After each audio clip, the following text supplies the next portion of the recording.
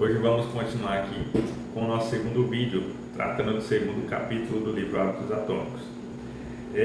Esse capítulo eu gostei bastante dele e da maneira como o autor traz, como o autor apresenta, né, como ele expõe o tema, o assunto do capítulo, é até que relativamente denso, assim, mas é bacana o jeito que ele traz.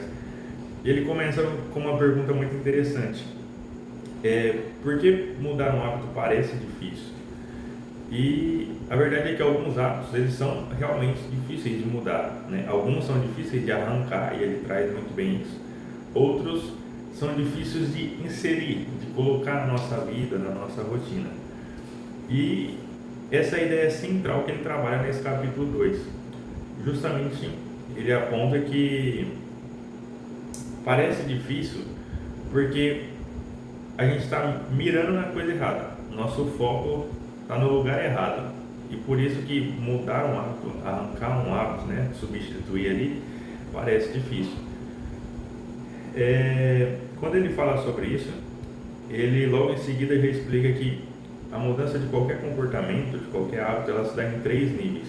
Então, nível de resultados, o nível de processos ou sistemas e o nível de identidade.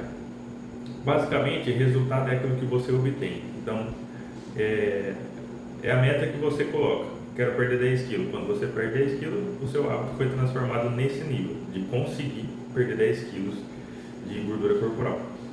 O nível de processo, ele é basicamente ali os micro hábitos, que a gente falou no vídeo anterior, que vai te levar a ter um resultado.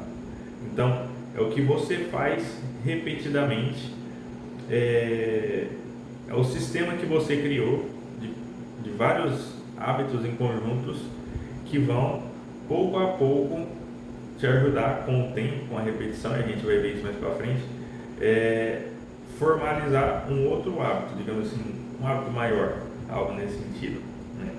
Se talvez ficou confuso, você comenta aqui, que aí eu possa gravar um vídeo explicando melhor essa ideia, essa parte da mudança. E por último, o terceiro nível, a mudança no nível de identidade. Identidade nada mais é, o autor explica isso muito bem, de maneira bem simples, a maneira como você enxerga o mundo, é a maneira como você enxerga você, né? Então são as crenças que você tem, aquilo que você acredita, aquilo que está bem enraizado, bem interiorizado, nem sei se essa palavra existe, mas tudo bem, bem interiorizado em você, né? Por vezes até não de modo consciente, mas são as crenças que você traz a respeito de um ato, de um comportamento, enfim. Eu estou com um livro aqui, então a minha cola de hoje. Então ele diz que a mudança acontece nesses 3 níveis. E por que parece difícil? Ele fala que parece difícil porque a gente está sempre querendo mudar o resultado e não quem a gente é, não quem somos, né? Então ele fala assim, o segredo para a mudança de qualquer hábito, de qualquer comportamento, é focar em mudar a sua identidade, a identidade que você tem. E aí aqui não é mudar você por completo, quem você é por completo ou eu por completo, mas vou até utilizar um exemplo que ele traz, que é o exemplo do leitor. Uma pessoa que tem a visão errada, vamos dizer assim, sobre mudar um hábito, mudar um comportamento, ela, quando decide ler, então a meta dela é ler um livro, enquanto que a pessoa que está com a intenção de criar um hábito de ler, a meta dela não é ler um livro para criar o hábito de ler, mas é se tornar um leitor.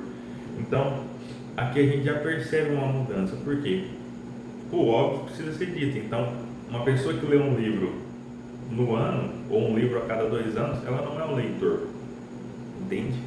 Enquanto que uma pessoa que lê uma página de algum livro todos os dias, ela pode ser sim, né? A depender do contexto aí, ela pode ser sim considerada um leitor.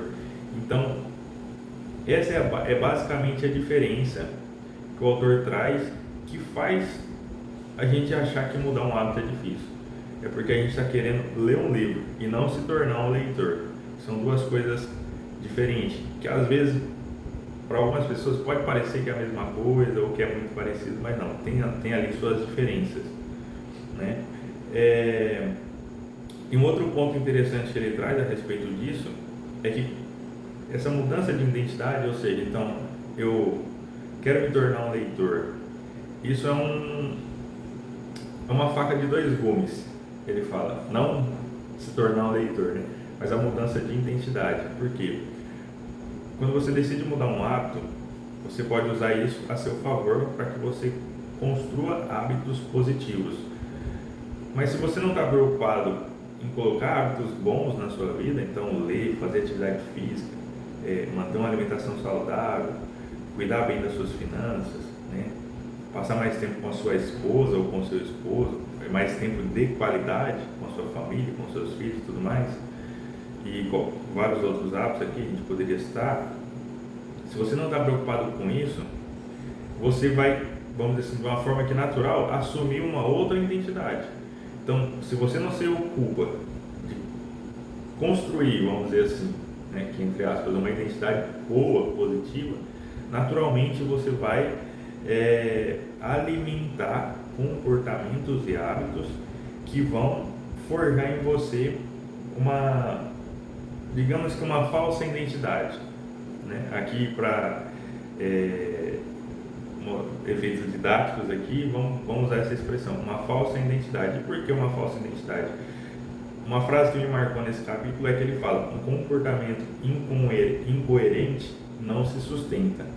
E quando ele fala isso, ele está querendo dizer que quando você diz, eu quero emagrecer 10 quilos, mas você não se vê como uma pessoa saudável, você não vai conseguir sustentar os hábitos necessários, os comportamentos necessários para perder 10 quilos. E é isso que ele está querendo dizer, porque você está se vendo como uma pessoa que não é saudável. Geralmente quem perde 10 quilos, né, quem emagrece, quem faz atividade física todos os dias de modo regular, se vê como uma pessoa saudável, se vê como uma pessoa que preocupa com a saúde física, né, e até mental. Então ela faz coisas, ela entende o quanto isso é importante e os benefícios disso para a vida dela. Então ela se ocupa de todos os dias fazer coisas que mantenham o corpo e a mente dela saudável. Em contrapartida, alguém que só quer perder o gostinho de cerveja, ele só está preocupado ali em tirar uma alimentação. Só que vai chegar um momento que isso vai ficar cansativo para essa pessoa.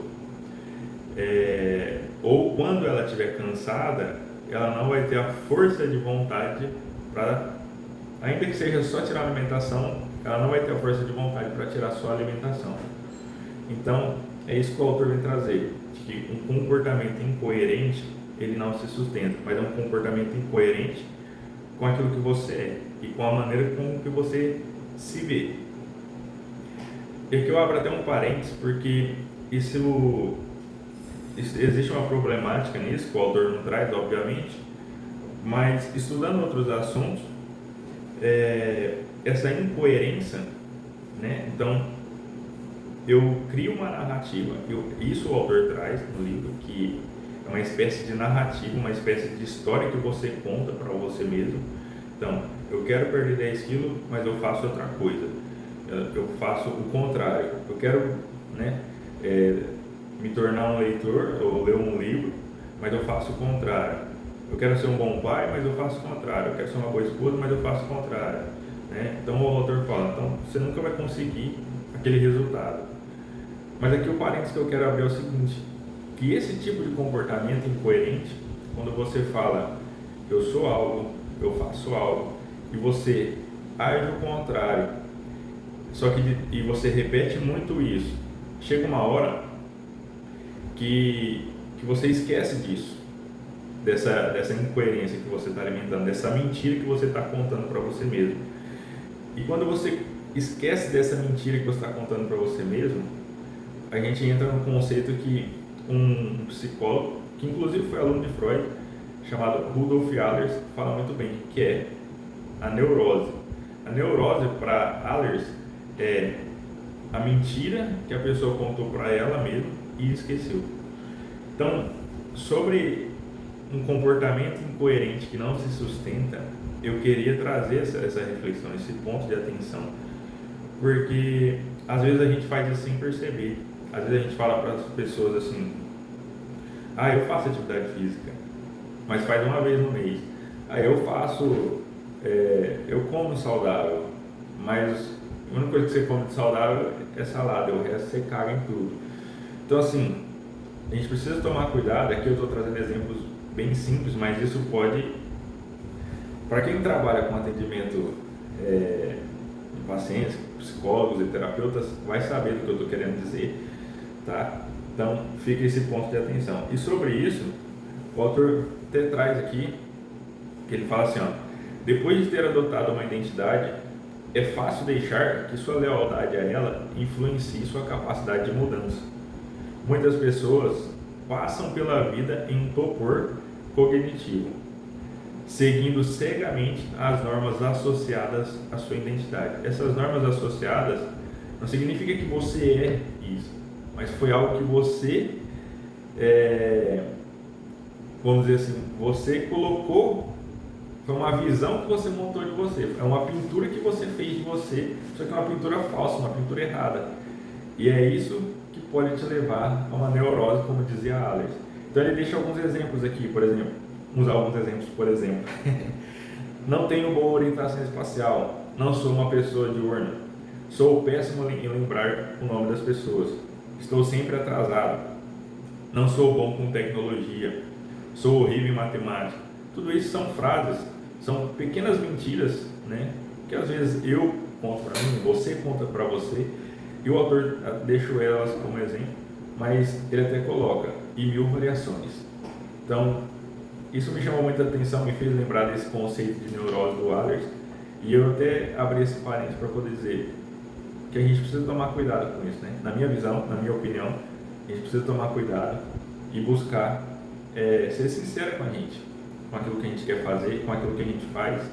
Inclusive tem uma outra frase que eu já ouvi, e essa eu não sei de quem que é, mas que diz que o princípio da sanidade mental é a sinceridade, é a verdade. Mas é uma verdade que começa com você, que começa comigo. Não que a gente tem que ficar falando a verdade para os outros, tá? Fechando um parênteses aqui. Depois desse resumão, ele fala como é que a gente pode mudar um hábito, um comportamento, em 2 etapas simples. Então, a primeira etapa, que é o óbvio, que é: defina quem você quer ser. Que tipo de pessoa você quer se tornar? Então, você quer se tornar um leitor ou você quer ler um livro? Você quer se tornar uma pessoa saudável ou você quer perder 10 quilos? Você quer se tornar uma pessoa, digamos, rica, milionária? Ou você quer se tornar uma pessoa que ganha 5 mil reais por mês, 10 mil reais por mês, 20 mil reais por mês? Entende? Então defina quem é que você quer ser. Assim, esse foi um chamado, vamos dizer assim, que eu trouxe para mim também, lendo esse capítulo. É uma pergunta que parece até filosófica, vamos dizer assim, mas é uma pergunta muito importante. Para aqui, né, vamos dizer assim, como bônus, existem 2 maneiras de você fazer, de você definir quem você quer ser. Uma delas eu aprendi no curso de filosofia online do professor Olavo de Carvalho. Depois você pode procurar, chama necrológio, acho que é necrológio ou necrológico, não lembro agora, mas é alguma coisa nesse sentido. É um exercício bem simples. Basicamente você vai imaginar que você faleceu, que você morreu, e que um grande amigo seu está contando para alguém como foi a sua vida, e ali tudo que você realizou, tudo que você quis realizar de mais alto. Mas eu recomendo que você pesquise na internet, no YouTube, em algum lugar, como fazer, e aí você vai achar de maneira mais prática. E para aquelas pessoas que não querem imaginar porque tem medo da morte, você pode simplesmente imaginar positivamente a sua vida no futuro. Então, quando eu tiver com 50, 60 anos, 70 anos, que tipo de vida eu quero ter? Quem eu quero ser? Né? Como que vai ser meu casamento? Eu vou estar com a mesma esposa? Vou estar com o mesmo marido? Não. Vou ter separado, largado quantas vezes? Não recomendo que você faça isso. Mas que tipo de casamento? Como que vai ser seu casamento? Como que vai ser a sua relação com o seu cônjuge? Como vai ser a sua relação com seus filhos? como que vai ser a sua situação financeira. Então você vai ter muito dinheiro investido e gerando uma renda para você, ou você vai estar pobre, você não quer ter dinheiro porque você acredita que dinheiro é a fonte de todo mal. Enfim, em questão de saúde física, como você vai estar? Vai estar gordo, barrigudo, com uma barriga de chope, ou não, vai estar no shape, quer chegar na velhice com saúde. Então, vai imaginando esses cenários, imaginando mesmo, com riqueza de detalhes, e vai escrevendo num papel, ou no Notion. Eu gosto de usar o Notion, inclusive, está aqui na minha frente, com minha outra cola, meu outro rascunho, e vai escrevendo ou digitalizando, imaginando como é a vida que você quer ter. Depois que você fizer isso, você faz a engenharia reversa. Então, já que eu quero me tornar uma pessoa milionária, o que uma pessoa milionária faz? E você vai fazendo esse processo investigativo reverso. E você vai chegar no que uma pessoa milionária faz, no que uma pessoa saudável faz, no que uma pessoa que tem um casamento, né, um relacionamento matrimonial sólido faz, o que uma pessoa católica, eu sou católico, não sei se você é católico, mas o que uma pessoa católica verdadeiramente que vive a fé católica, não um católico do IBGE, mas o que um católico verdadeiro faz, como ele vive, quais são os hábitos diários dele ali. Então, você pode fazer essa engenharia reversa caso o necrológico seja algo muito, muito pesado, né, que causa uma repulsa. E eu até anotei algumas considerações sobre isso. Além desses dois passos que o autor menciona, que é defina quem você quer ser e faça... na verdade, vou entrar no segundo passo agora, estava no primeiro. Então, o primeiro passo é defina quem você quer ser. E o segundo passo que ele traz, ele fala, conquiste pequenas evidências. Isso daqui é uma coisa que eu aprendi com o Wesley psicólogo, Wesley Delanogari, quando eu fui aluno da RD. Ele falava sobre recompensar o processo. No vídeo anterior eu falei, o autor traz o conceito de vale da desilusão, que é um período que a gente vai precisar ficar repetindo aqueles comportamentos, aqueles hábitos, até que a gente atinja um resultado expressivo. Nesse período de vale da desilusão, a gente precisa aprender a recompensar o processo. Então, aqui a gente vai basicamente fazer o comportamento na base da motivação. Isso o autor não traz. Eu senti falta disso nesse capítulo. Ele não explica pra gente como é que a gente conquista essa motivação inicial até que o hábito se incorpore na nossa vida e a gente faça isso de uma maneira mais natural. Mas eu aprendi isso com o Wesley. Então, você precisa, nesse período, encontrar pequenas recompensas. E aqui entra o resultado, que é o terceiro nível de mudança. Então, digamos que você quer emagrecer 10 quilos. Esse exemplo está muito marcado, né? Mas vamos nele. Digamos que você quer emagrecer 10 quilos. Você não pode ficar esperando só pelo resultado de se tornar uma pessoa saudável e nesse processo perder 10 quilos. Mas você precisa fazer o quê? Voltando. Digamos que você quer se tornar uma pessoa saudável e que para isso você estabeleceu a meta de perder 10 quilos. Vai ser um processo maçante até que você chegue lá. Porque você não vai começar hoje e amanhã acordar já sendo uma pessoa saudável com menos 10 quilos. Então, até que você atinja esse objetivo, até que ser saudável se torne o seu estilo de vida, você precisa encontrar ali recompensas. Depois de ficar repetindo tudo isso várias vezes, o que você precisa fazer? O terceiro nível de mudança, que é o de resultados. Então, você transforma isso em micrometas. Se você quer se tornar uma pessoa saudável e você precisa emagrecer, uma micrometa seria perder 500 gramas ou 1 quilo por semana. Seria fazer pelo menos 5 vezes atividade física por semana. Seria comer, seguir uma dieta em pelo menos 80% ali da sua semana. E ao final de cada semana você faz um exame de consciência. Você tira um tempo em algum dia da semana, do final de semana, para avaliar o quanto você atingiu essa micrometas. Se você fizer isso, você vai ter o que o autor chama aqui de pequenas evidências, que são essas pequenas recompensas. Se você quer se tornar uma pessoa saudável e para isso você se coloca de perder e você precisa emagrecer e você perde 1 quilo por semana, obviamente isso vai te motivar. entende? Então, seria mais ou menos isso. Para dar outro exemplo, você quer se tornar uma pessoa milionária, então você precisa ter investimentos. Além da sua renda, você precisa ter investimentos. É natural que uma pessoa verdadeiramente milionária tenha investimentos. Então, o que você vai fazer nesse processo? Você vai procurar investir um pouco todo mês, de modo que você tenha um retorno. Obviamente não um retorno significativo, né? Porque de repente você investe R$100 por mês, você não pode esperar que você vai ter 1.000 de retorno, né? Não vamos ser loucos a esse ponto.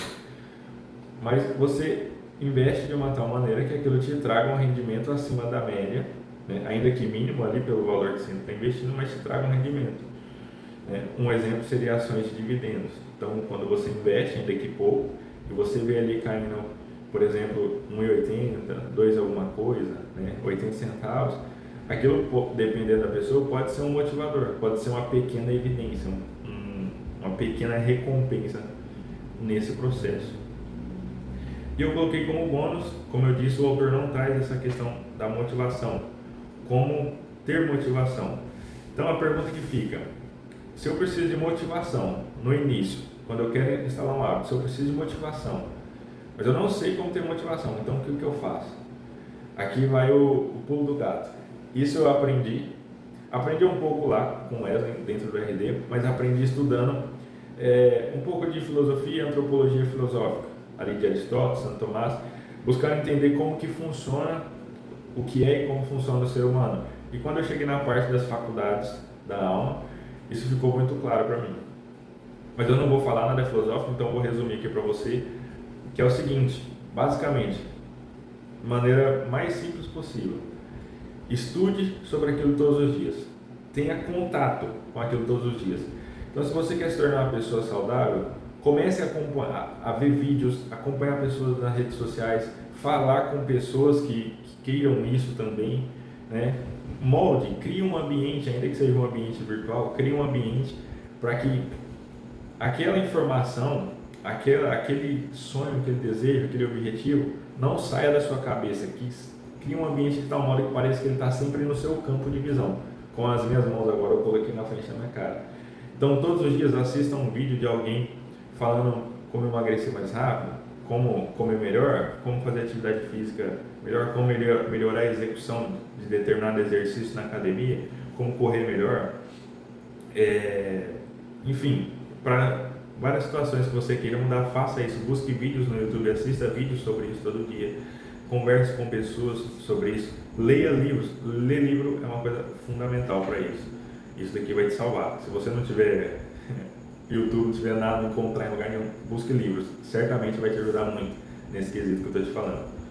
Inclusive, só para trazer um exemplo, que eu assisti uma das aulas do Wesley, que ele falou que quando ele quis começar a correr, enquanto ele almoçava ali, enquanto ele fazia as coisas, ele ia assistindo vídeos de um rapaz que falava sobre corrida, acho que era até um americano, se não me engano, mas enfim.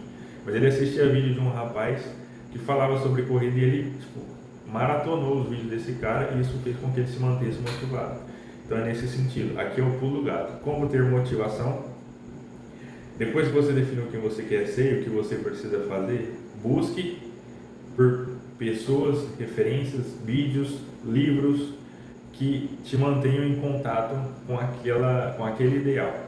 Isso vai te ajudar, certamente vai te ajudar, pode confiar. E algumas últimas considerações que eu anotei aqui, que todo hábito só começa com a motivação como combustível. Então isso até o próprio autor traz de uma outra maneira, mas ele traz, que é o que eu acabei de falar. E todo processo de mudança, ele requer desapego. Então, se você quer colocar um novo hábito na sua vida, ou tirar um novo hábito, se você quer tirar um novo hábito principalmente, mas se você quer colocar um novo hábito, já tenha isso em mente. Você vai precisar de se desapegar de alguma coisa.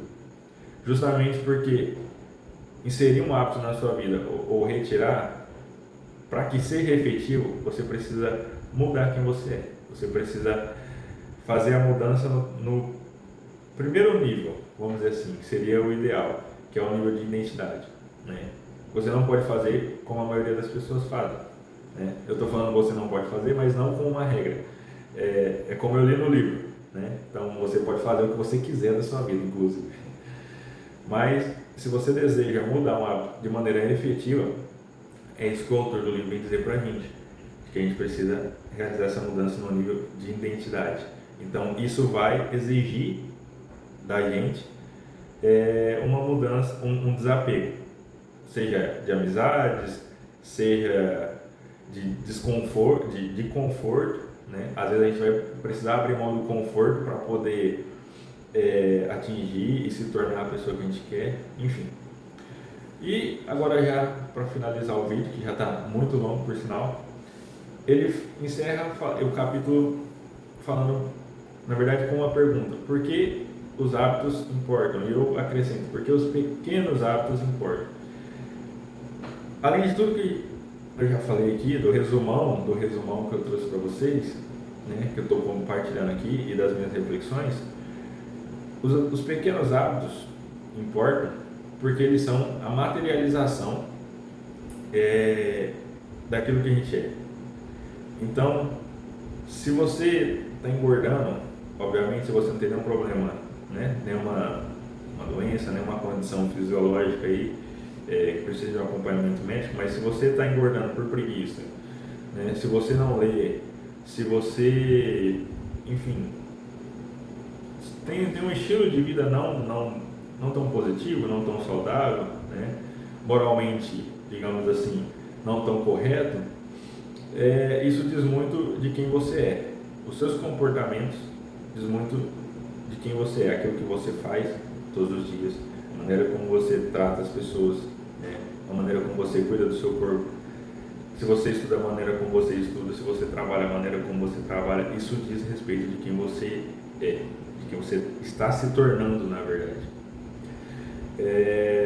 O segundo ponto você consegue se tornar mais confiante à medida que você pratica os pequenos hábitos e obtém as pequenas recompensas ou evidências. Então, esse é um outro ponto positivo.